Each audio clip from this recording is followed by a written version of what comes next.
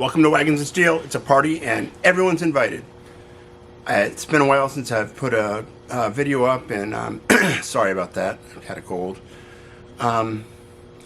It's just I've been really wanting to make this channel about drag racing this big beautiful station wagon and a lot of that kind of stuff, and I haven't been racing in 3 years, and I don't know, it doesn't feel, I don't feel like putting videos up about how to wash a car or stuff like that. So the good news is we're putting the band back together again. This wagon's going to be out at the track in the next couple of weeks. We finally got all the bits and pieces together. The weather is turning, and we're going to be racing stock eliminator again this year.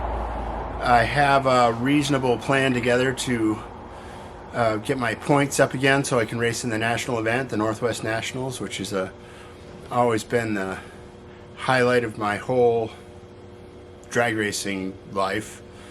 I really want to win that one of these days, and the only way to do that is to be there. And the only way to be there is to have a car and have enough points so that you can be entered into the event. I've made it as far as 3 cars left, and I got taken down by a heartbreaker by the mighty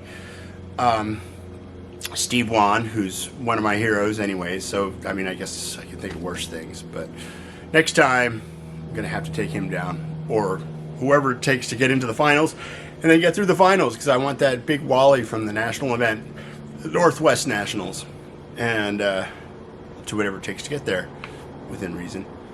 So what I wanted to do in this video is to show you what we've done to this car and show you this car in general. I mean, I've done videos of this car before, so if you've watched those, you're probably pretty familiar with it. There's nothing really complicated. Then if you have any questions about this car or stock eliminator in general, be sure to put them down below, or in the comments, or whatever you want. I'm going to be putting out another video really soon, so if you come up with questions in the next couple of days, I'll try and answer them in the video. I'm hoping that the videos will come more hot and heavy now that we've got a car to run, and then I can mix it up a little bit and I'll be less, well, let's just face it, it's depressing if you're a drag racer and you can't race the car. I mean, it's nice to pay off debts and whatever, but it's not like not the kind of thing that gets you out of bed every morning. So without further ado, I'll hit the highlights of what we've done so far. The car isn't quite ready to run, but here's the view from the inside. See those magnificent red seats, the most uncomfortable seats ever manufactured, but they're cheap and they weigh almost nothing. They changed the rules and let us put aftermarket seats in a couple of years ago, and I did that because this car is pretty heavy even for the classes that it's in, so every ounce I can take out is good. Here's where the gas goes. And underneath that part of the carpet over there, when we pull the cover up, as you can see here, there's a ballast box in there that I put the weight in, or take the weight out to make it weigh what it's supposed to. Speaking of which, this year it's going to be a D stalker. It was a C stalker, but the NHRA lowered the amount of horsepower that our engine is worth. It was 415, now it's 403, and so that means we can take a bunch of weight out of the car to keep it in C, or we can leave the weight the same and it'll be a D stalker now, which is a better class for us anyways, because there's less the new modern supercars from the factory, they're allowed to run in a C stock automatic, and they eat me for lunch, and just the slightest flaw can end your day, either because you got something that's illegal and you get caught and they toss you out, or mostly it's because we're always on the ragged edge. And so if something blows up and you can't make the call, my crew chief and I were talking about that today, all the things we've been through before with you know, somebody put a main seal in backwards once, so the car was just literally pouring oil out of it, and we were still running. We've had PVC issues, we've had fuel issues. I don't want to talk about that stuff though. Sure is a beauty. D-stock automatic.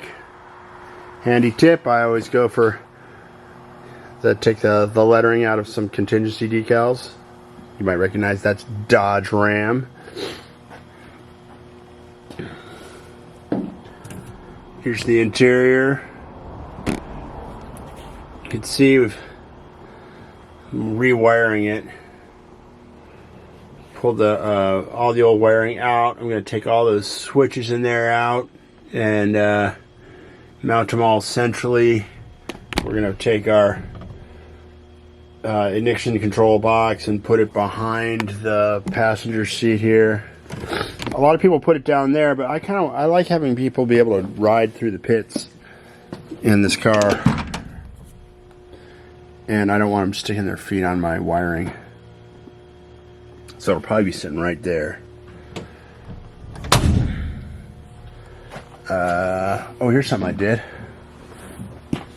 I changed out the wheels. These are American Racing Torque Thrust D wheels, which I modified with a spray paint can. I painted them out dark gray, so they look kind of like old school actual magnesium wheels. I did have a set of super light American Racing wheels that are, I mean, just astonishingly light. And I was actually the first guy on the West Coast to have those on my stalker. I don't know what I was thinking when I got them. They were just brutally expensive.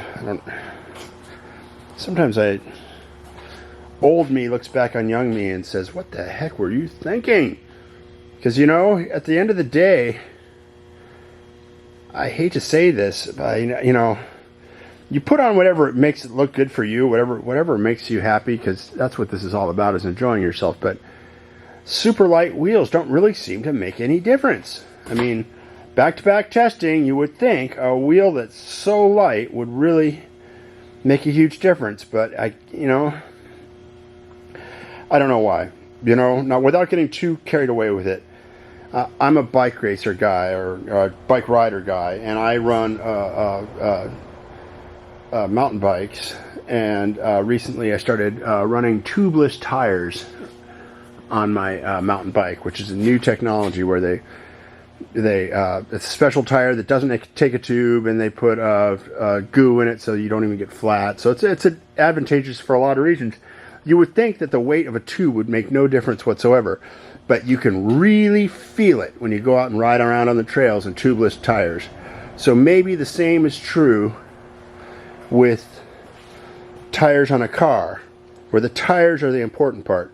The wheels themselves don't make that much difference beyond, like, I mean, if I put my cop car wheels on this thing, which weigh, 100 pounds a piece or something ridiculous, it probably would slow it down. But the actual, just a basic aluminum mag with the same tire is going to perform the same as a super light mag with the same tire, if that makes any sense. I don't know.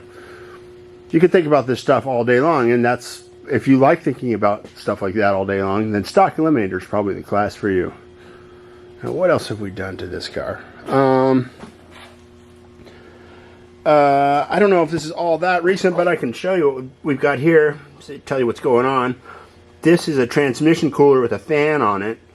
And, in the old school, they didn't even put a cooler on them at all. The lines would just go out and go back into the transmission, so that, where a cooler used to be. Like, traditionally, a cooler comes as part of the radiator.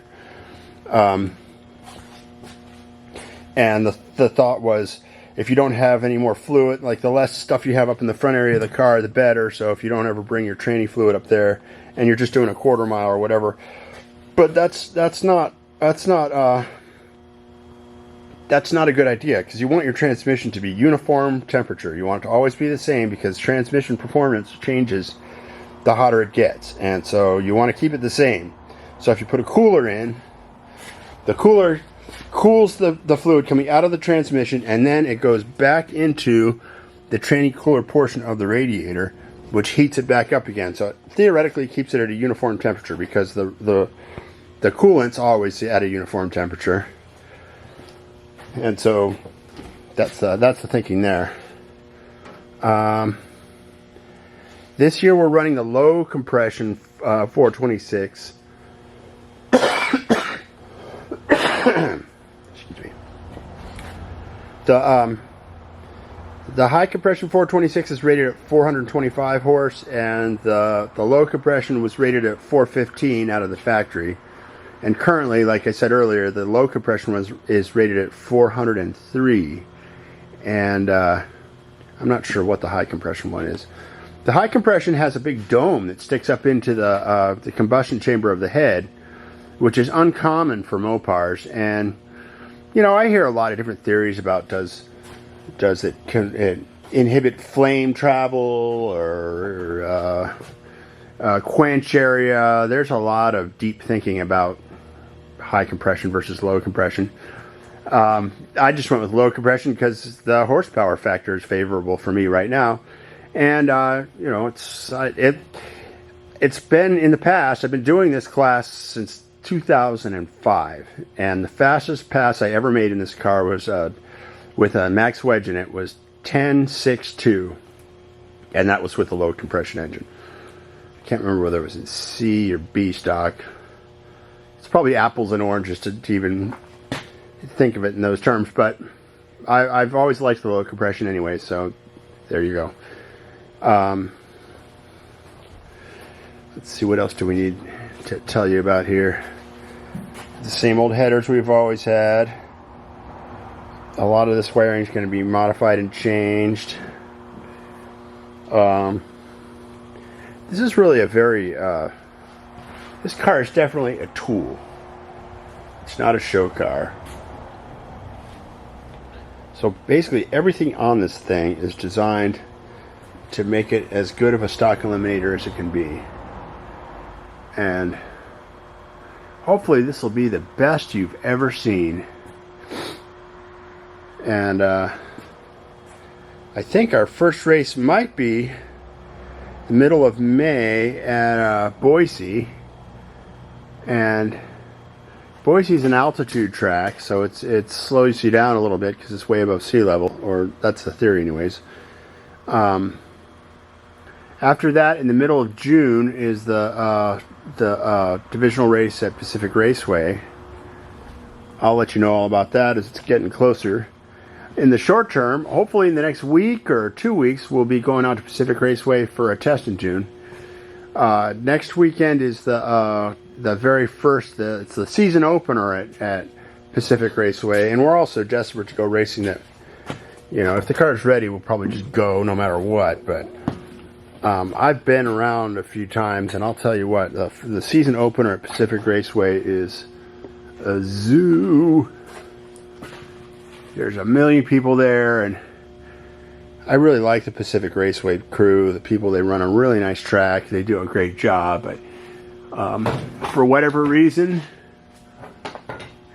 beyond my control, they don't seem to really handle the season openers as well as some tracks do. I mean, I'm trying to be diplomatic about it because I like those guys and I don't want to put anybody down. But it's one of those situations where there's always somebody, everybody at the beginning of the year. There's always going to be somebody who oils the track down and slows the program down, and then whatever. It is what it is, and hopefully we'll be out there. And it's so early in the season that we won't even complain if we have to wait around for a long time. Okay, well, I guess that's all for now. I'll turn this camera back on and make sure to give you a taste of the first smoke out of this engine if when we fire it up, which with a little luck might be in a couple of days. In the meantime, take care, keep the rubber side down, and keep them smiling.